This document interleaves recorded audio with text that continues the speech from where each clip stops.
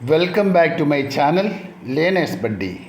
നാം ഇപ്പോൾ പഠിക്കുവാൻ പോകുന്നത് 6ാം ക്ലാസ്സിലെ ക്യൂരിയോസിറ്റിയിലെ 2ാമത്തെ ചാപ്റ്ററാണ്.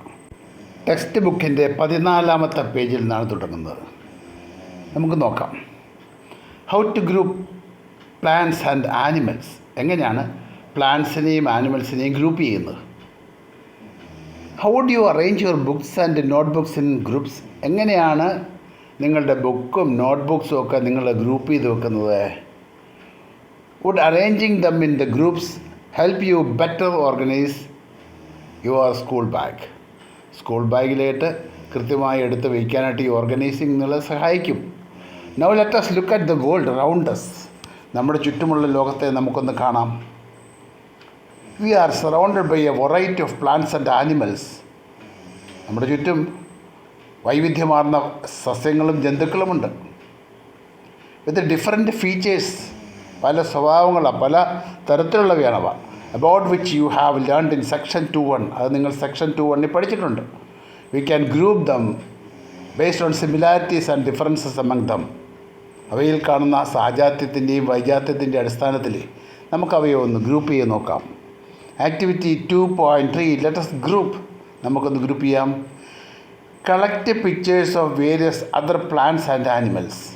നിങ്ങൾ നേരത്തെ പ്ലാന്റ്സിൻ്റെ ആനിമൽസിൻ്റെ ഒക്കെ ചിത്രങ്ങളൊക്കെ എടുത്തിട്ടില്ലേ? അത് കൂടാതെ കുറേ കൂടി എടുക്കുക. Cut their pictures from old magazines. പഴയ മാഗസിൻസ് എന്നൊക്കെ കട്ട് ചെയ്യുക. News papers, charts and other sources. ഏതൊക്കെ രീതിയിൽ നിങ്ങൾക്ക് കിട്ടാവോ അതൊക്കെ നോക്കുക. Paste each of these pictures on a different card. അതെല്ലാം ഓരോ കാർഡിൽ പേസ്റ്റ് ചെയ്ത് വെക്കുക. Divide your class in groups of 5 to 6 students each.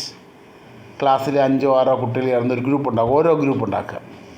Pool the cards prepared by the students in your group. എല്ലാവരും കൊണ്ടുവന്ന് മേശപ്പുറത്ത് എല്ലാം കൂടെ ഒന്നിച്ച് വയ്ക്കുക. Pool it. എല്ലായിടത്തും ഒന്നിച്ച് കൂട്ടി വെക്കുക. Observe various features of plants and animals shown on the cards.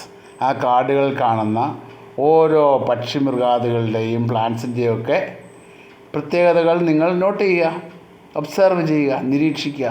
Recall the features of plants and animals that you have listed in 2.1 and 2.2. നേരത്തെ നിങ്ങളെ എടുത്തു വച്ചിരിക്കുന്ന പടങ്ങളുടെ അല്ലേ അതിലെ പ്ലാന്റ്സിൻ്റെ ആനിമൽസിൻ്റെ ഒക്കെ ഫീച്ചേഴ്സ് നിങ്ങളൊന്ന് ഓർത്ത് നോക്കുക.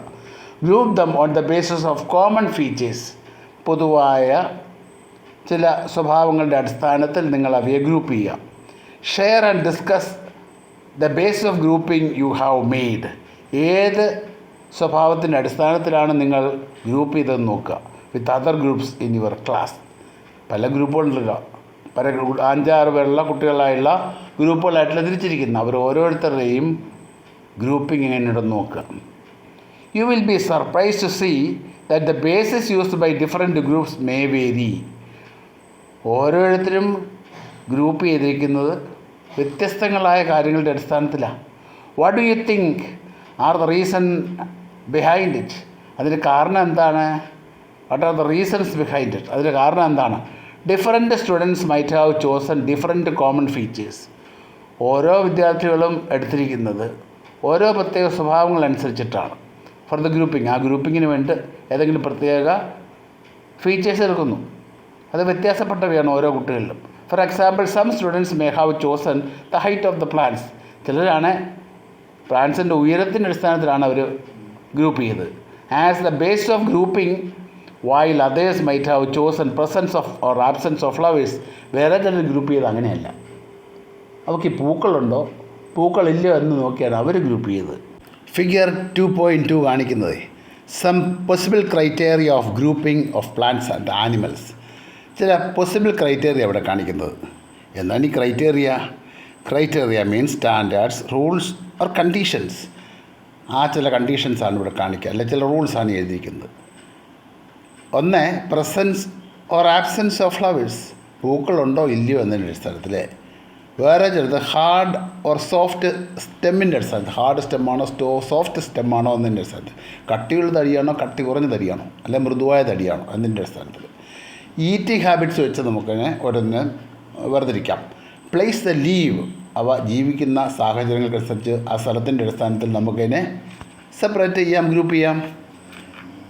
U may have grouped animals based on varied features. നിങ്ങൾ ഇപ്പം ഗ്രൂപ്പ് ചെയ്തത് പല വേരിയഡ് ഫീച്ചേഴ്സിൻ്റെ അടിസ്ഥാനത്തിലായിരിക്കാം. Such as what they eat, അവ എന്താ കഴിക്കുന്നത്, വേർ ദ ലീവ്, അവരെവിടെയാണ് ജീവിക്കുന്നത്, വാട്ട് കളർ ദ ആർ, ഏത് നിറം ആണുള്ളത്, ആൻഡ് ഹൗ ദ മൂവ്, എങ്ങനെയാണ് അവ സഞ്ചരിക്കുന്നത് അല്ലെ ചലിക്കുന്നത് എന്നൊക്കെ നോക്കിയാണ് നിങ്ങളിങ്ങനെ ഗ്രൂപ്പ് ചെയ്തത്. What is the importance of grouping, എന്താണ് ഈ ഗ്രൂപ്പിങ്ങിൻ്റെ പ്രാധാന്യം? Grouping makes it easier to understand and study plants and animals. Group ചെയ്ത് കഴിഞ്ഞാൽ നമുക്ക് പ്ലാന്റ്സിനെയും ആനിമൽസിനെയും ഒക്കെ പഠിക്കാൻ എളുപ്പമായിരിക്കും. On the basis of their similarities and differences. എന്തുകൊണ്ടാണ്? ഗ്രൂപ്പ് ചെയ്യുമ്പോൾ നമുക്കവിടെ സിമിലാരിറ്റീസ് കിട്ടും, അവരുടെ ഡിഫറൻസസ് കിട്ടും, അല്ലെ അവരുടെ സാജാത്യങ്ങൾ കിട്ടും, അവരുടെ വൈജാത്യങ്ങൾ കിട്ടും. അപ്പം നമുക്കതനുസരിച്ച് പഠിക്കുവാൻ സാധിക്കും. You will learn more about the importance of grouping in our daily lives in the chapter Material Around Us. You will learn more about this importance of grouping. ഗ്രൂപ്പിങ്ങിൻ്റെ ഇമ്പോർട്ടൻസിനെ പറ്റി നമ്മൾ പിന്നീട് പഠിക്കും. എവിടെയാ? In the chapter materials around us. Materials around us എന്ന ചാപ്റ്ററിൽ നിങ്ങൾക്കിതിനെപ്പറ്റി കൂടുതൽ പഠിക്കാൻ പറ്റും.